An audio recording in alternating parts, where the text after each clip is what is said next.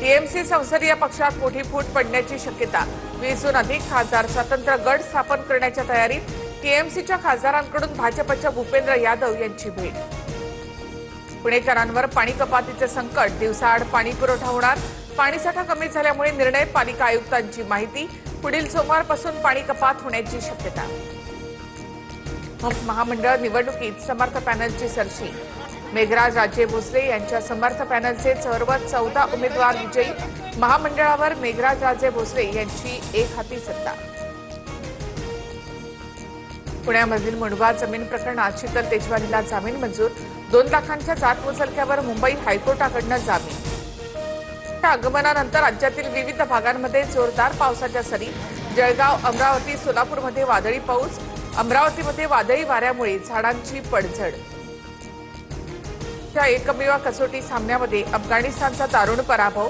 1 डाव आणि 300 धावा राखून भारताचा दणदणीत विजय। मानव सुतार याची दमदार गोलंदाजी।